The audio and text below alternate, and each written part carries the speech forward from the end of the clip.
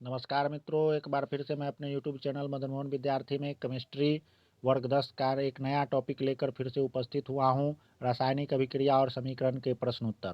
पहला प्रश्न है, लोहे की वस्तुओं को हम क्यों पेंट करते हैं?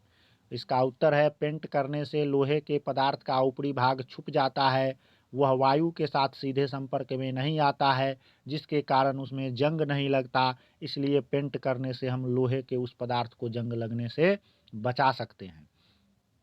पेंट करने लोहे की वस्तुओं को हम पेंट क्यों करते हैं? पेंट करने से लोहे के पदार्थ का ऊपरी भाग छुप जाता है, वह वायु के साथ सीधे संपर्क में नहीं आता है, जिसके कारण उसमें जंग नहीं लगता। इसलिए पेंट करने से हम लोहे के उस पदार्थ को जंग लगने से बचा सकते हैं। दूसरा है प्रश्न, तेल एवं वसायुक्त खाद्य पदार्थों को नाइट्रोजन से प्रभावित क्यों किया जाता है? तेल एवं वसायुक्त खाद्य पदार्थ को वायुरोधी बर्तनों में रखने से उपचयन की गति धीमी हो जाती है। तेल एवं वसायुक्त पदार्थ को नाइट्रोजन से भी इसलिए युक्त किया जाता है ताकि उपचयन न हो सके। तेल एवं वसायुक्त खाद्य पदार्थों को नाइट्रोजन से प्रभावित क्यों किया जाता है? तेल एवं वसायुक्त खाद्य पदार्थ को वायुरोधी बर्तनों में रखने से उपचयन की गति धीमी हो जाती है। तेल एवं वसायुक्त पदार्थ को नाइट्रोजन से भी इसलिए युक्त किया जाता है ताकि उसमें उपचयन न हो सके। कॉपर सल्फेट के विलयन में लोहे का एक टुकड़ा डाल देने पर विलयन का रंग क्यों बदल जाता है? जब लोहे की कील को कॉपर सल्फेट के विलयन में डुबोया जाता है तो वह भूरे रंग का हो जाता है। लोहा कॉपर सल्फेट के घोल में से कॉपर को विस्थापित कर देता है।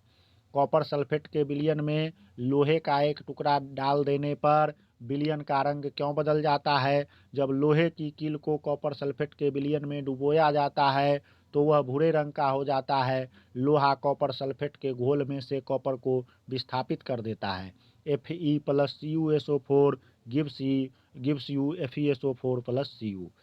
Fe plus CuSO4 gives you FeSO4 plus Cu। उत्प्रेरक से आप क्या समझते हैं? वैसे पदार्थ जो रासायनिक प्रतिक्रिया में भाग नहीं लेते हैं लेकिन प्रतिक्रिया के वेग को बढ़ाते हैं या घटाते हैं, उसे उत्प्रेरक कहते हैं। जैसे Fe उत्प्रेरक की उपस्थिति में बेंजीन के हाइड्रोजन परमाणु का क्लोरीन परमाणु द्वारा प्रतिस्थापन।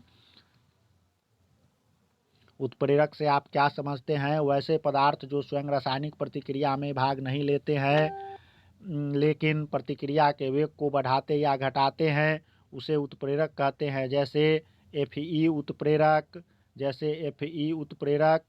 की उपस्थिति में बेंजीन के हाइड्रोजन परमाणु का क्लोरीन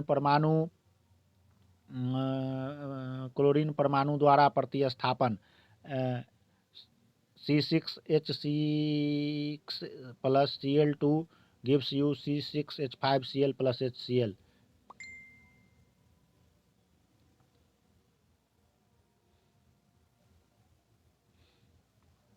अब प्रतिस्थापन अभिक्रिया का भी इसमें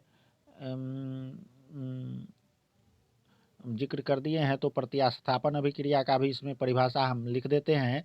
वह रासायनिक अभिक्रिया जिसमें अधिक अभिक्रियाशील धातु अपने से कम अभिक्रियाशील धातु को यौगिक के विलयन या गलित अवस्था से विस्थापित कर देती है, उसे प्रतिस्थापन अभिक्रिया कहते हैं। वह रासायनिक अभिक्रिया जिसमें अधिक अभिक्रियाशील धातु अपने से कम अभिक्रियाशील धातु को यौगिक के विलयन या गलित अवस्था से विस्थापित कर देती है, उसे प्रतिस्थापन अभिक्रिया कहते हैं। Fe plus CuSO4 FeSO4 plus Cu। इस रासायनिक अभिक्रिया में Fe जो अधिक अभिक्रियाशील है Cu की अपेक्षा, उसे विस्थापित कर उसके स्थान पर स्वयं को प्रतिस्थापित कर रहा है।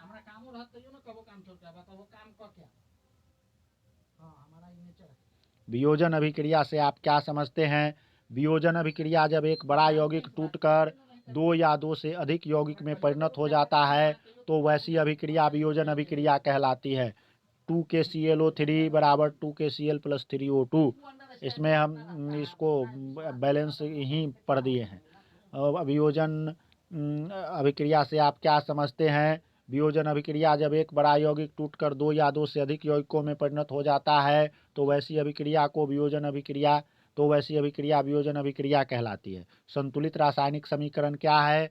रासायनिक समीकरण को संतुलित करना क्यों आवश्यक है? संतुलित रासायनिक समीकरण वह है जिसमें अभिकारकों और उत्पादों में विभिन्न तत्वों के परमाणुओं की संख्या समान होती है। रासायनिक अभिक्रियाओं में द्रव्यमान के संरक्षण के नियम को संतुष्ट करने के लिए रासायनिक समीकरण संतुलित होनी चाहिए। संतुलित रासायनिक समीकरण वह है जिसमें अभिकारकों और उत्पादों में विभिन्न तत्वों के परमाणुओं की संख्या समान होती है। रासायनिक अभिक्रियाओं में द्रव्यमान के संरक्षण के नियम को संतुष्ट करने के लिए रासायनिक समीकरण संतुलित होनी चाहिए। ऊष्माक्षेपी एवं ऊष्माशोषी अभिक्रिया का क्या अर्थ है? ऊष्माक्षेपी अभिक्रिया ऐसी अभिक्रियाएं जिनमें ऊष्मा निकलती है ऊष्माक्षेपी अभिक्रिया कहलाती है। उदाहरण मीथेन दहन की अभिक्रिया ऊष्माक्षेपी अभिक्रिया है। CH4 gas plus O2 gas gives you CO2 gas plus H2O gas plus ऊर्जा।